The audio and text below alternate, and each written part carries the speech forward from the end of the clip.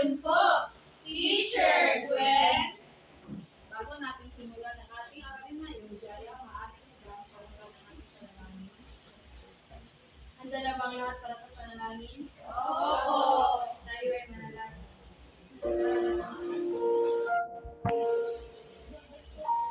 Panginoon, salamat po sa panibagong araw na ito upang kami ay matuto. Buksan niyo po ang aming isipan upang lubos na naintindihan ang aming mga aralin. Pagkatiwala po ang aming mga guro, mga magulang, at mga mag-aral ng lakas ng katawan at isipan na mas higit namin kailangan sa araw-araw sa panahon ito. Ang lahat po ng ito ay aming dinadalangin sa iyo, aming Diyos Ama. Amen. Maaari na kayo kung ito. Kumusta kayo ngayon, mga bata? Mabuti naman po. Meron bang lumiban sa ating klase ngayon? Wala po. Ngayon, basahin natin ang ating mga kamansayan sa klase. Pakibasa yung mga bata. Maupo, makinig sa buro. Taas ang kanang kamay sa pangailangan mo. Irespeto ang buro at ang kapwa kaklase. Maging aktibo at huwag maging maingay sa klase. Naintindihan mo ba, mga bata? Oo. Ngayon, mga bata, magtatanong ako kung sino sa inyo ang mahilig manood ng mga balita. Kung sino sa inyo ang nanonood ng balita sa telebisyon.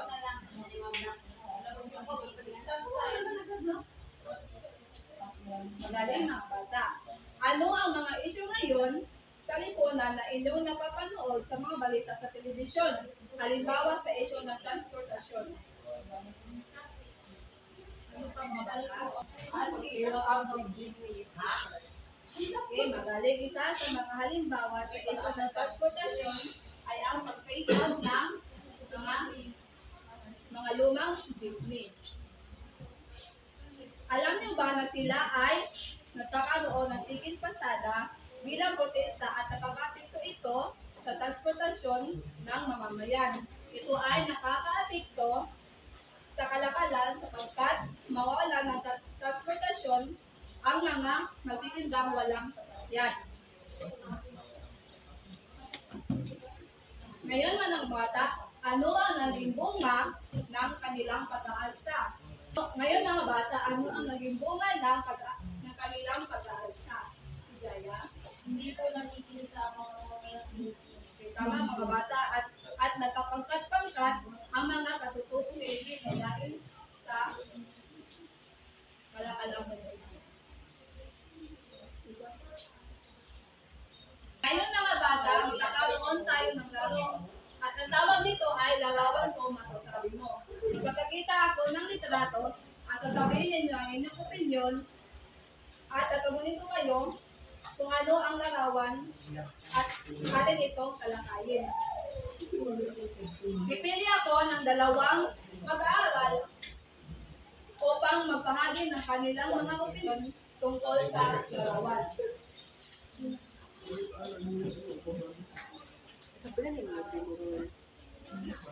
Okay, John Paul, ano ang masasabi mo sa larawan? mga nagtitinda po ng gulay sa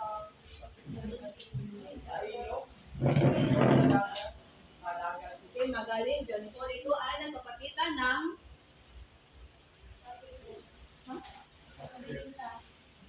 ito ay nagpapakita ng kalakalang pandaigdig. Okay, kalawa. Jolina, maaari mo bang?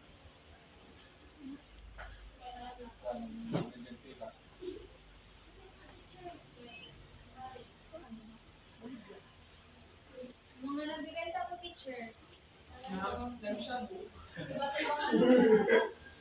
Okay, magaling, Jolina.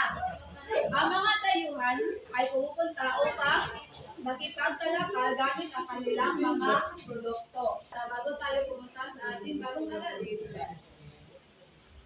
at atin muna basahin ang ating layunin ngayong hapon.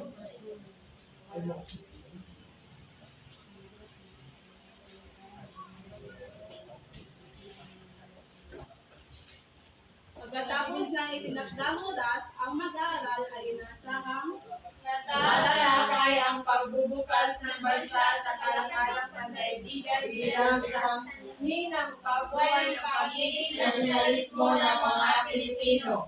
May pakita ang mga epekto ng kalakaran pandaigdig sa ekonomiya, politika at kultura ng Pilipinas. May pahayag ang mga hamon at oportunidad na dala ng kalakaran pandaigdig para sa Pilipinas. ngayon. May mapakita akong video sa inyo. Ang gagawin nyo ay makinig kayo ng mabuti dahil pagkatapos nito ay may mga tanong akong ipapasagutan sa inyo. Mga taong 1834 at 1898, binuksan ang ilang mga tabungan sa Pilipinas para sa kalakaran daigdig. Higit pa ito naging malawakan ng utusan ng Silas Minaya. Noong ikalabing ng Nobyembre taong 1869, umikli ang ruta sa pagitan ng Silangan at Kanluran. Halimbawa, ang ruta mula sa Pilipinas papunta sa mga bansa sa Europa. At ang paglalakbay ay maaari na isagawa sa loob lamang ng isang buwan. Dahil sa pagbubukas ng Pilipinas sa kalakaran daigdig, nagkaroon ng pag-unlad sa ekonomiya ng bansa. Naging dahilan din ito ng pagbilis ng transportasyon at komunikasyon. Pagbuti ng paraan ng pagsasaka, pagdami ng mga anad produkto, at maging ng mga negosyante at mga malakay. Bunga nito, namulot ang mga Pilipino sa kanilang hawak kalagayan. Nalaman nilang maaari naman pala sila maging kabantay ng mga Espanyol na hindi nila kailanman naranasan.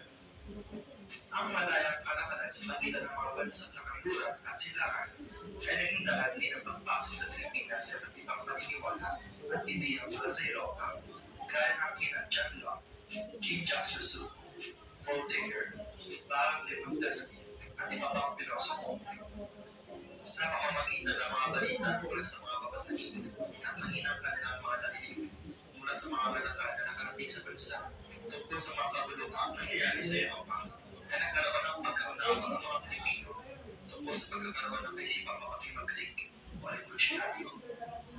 Isa sa mga naglanting sa kanilang mga puso ang slogan kalayaan, magkakalipan tayo, magkakakatigan, ng mga Pranses sa mga nangyaring French Revolution noong 1789 hanggang 1799 at maging kamatanyag na revolusyon ng mga Amerikano laban sa mga Ingles noong 1775 hanggang 1783. Dahil din sa pagdaganap ng liberalismo, maraming Espanyol na liberal na pumunta sa Pilipinas. Isa na rito ang bagong era ng gobernador na sigaran sa mga kanilang pagkakilang sa pagkakawa liberal. Juan Gwen, na-stop. Insufficient storage. Full storage. Isang pagkulitan ng nasyonalismo sa puso ng mga Pilipino sa kanyang panunungkulan na iligyan ng ilang kalayaan at karapatan sa mga pagkakataon nila na maligang sila ay hindi makakatinig kundi mga panampahan ng isang tito. Bilang taga ng panunungkulan ni Delator dahil maraming Espanyol na pagkakataon bunga ng pagiging mabuti niya sa mga Pilipino. May pangalan.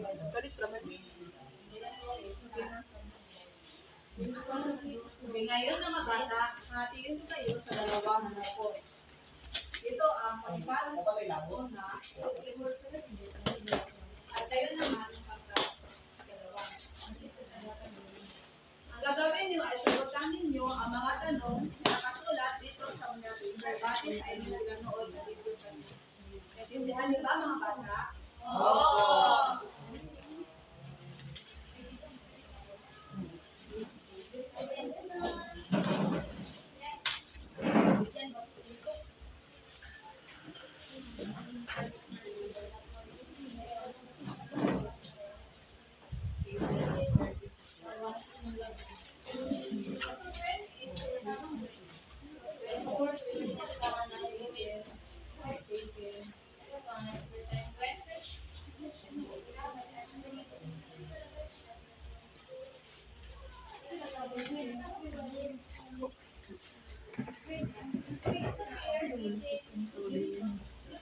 Kung ano ba yung masaksaman, kumat na po, kahit ang kumat.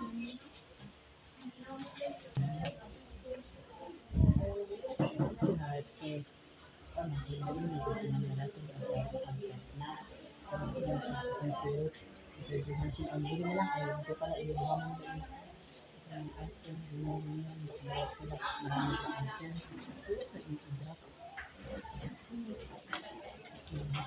kayo mga bata? Bumili kayo ng dalawang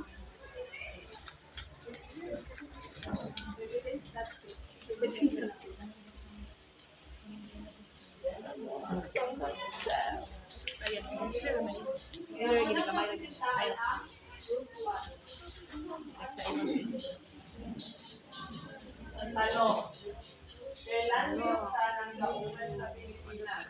At anong epekto nito sa kalakalang panyayin?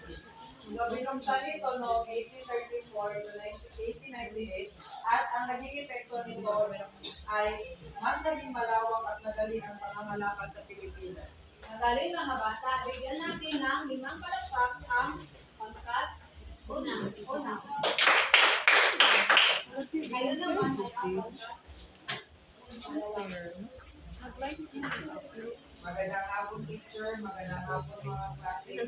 Pangalawang pangkat, ito po ang tanong. Ano ang naitulong ni Carlos Maria de la Torre sa mga Pilipino? At ang sagot po namin ay siya ay nakatulong sa pag-unlad ng ekonomiya sa ating bansa dahil siya po ang nangangalaga sa pangangalakal ng mga produkto. Palakpakan natin ang pangkat pangalawa. Natin ang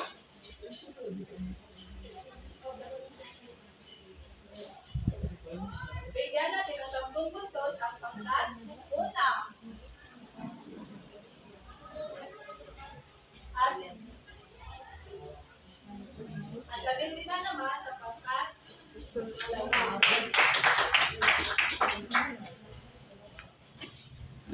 Tanong ako sa inyo mga bata. Ano ang masasabi mo sa ginawang pagbubukas ng mga Espanyol ng ating bansa? Ano ang masasabi mo sa ginawang pagbubukas ng mga Espanyol ng ating bansa sa pandaigdigang kalakalan? Sangayon ka ba sa ginawang ito ng mga Espanyol? Sa akin pong opinion, masasabi ko po na ang pagbubukas ng mga Espanyol ng ating bansa sa pandaigdigang kalakalan ay tama dahil ito po ay nagkakaroon po ng globalisasyon at nagpapaunlad po ng ekonomiya ng bansa kapag meron pong kalakalan. Mga bata, sa isang noong batil ay gumawa ng graphic organizer tungkol sa magandang epekto ng pagbukas ng mga daungan sa bansa para sa pandaigdigang kalakalan. Naintindihan, di ba mga bata? Opo.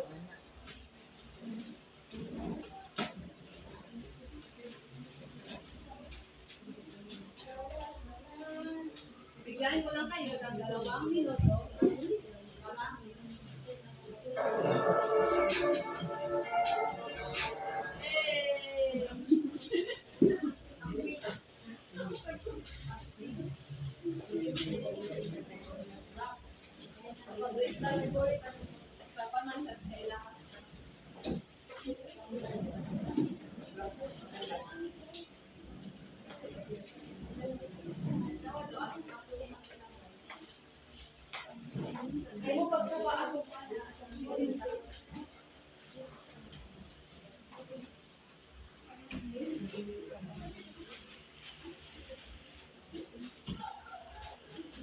tapos na ba kayo mga bata? Oo.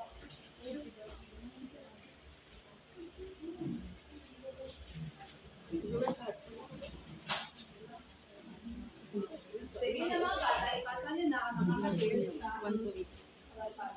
Sa pangalan sa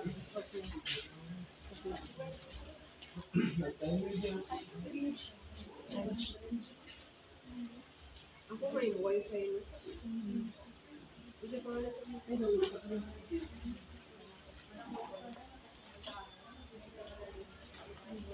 Okay, para sa inyong pagkakalala, pangalan. ito sa inyo. Pangalan. Basahin natin ang Kung ikaw ay isa sa mga Pilipino noong panahon ng mga Espanyol, ay makaalsa ka ba sa ginawang pagbukas ng mga daungan? Naintindihan niyo ba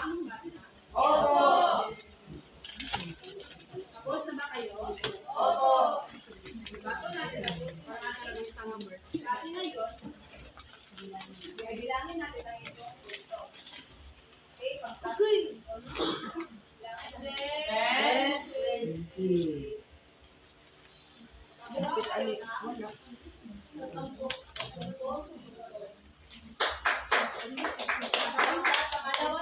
Bilangin natin. 10, 20. Nakuha naman kayo ng tapos ang ating aralin ay mahabol paalam ng mga bata. Paalam na po, Teacher Gwen.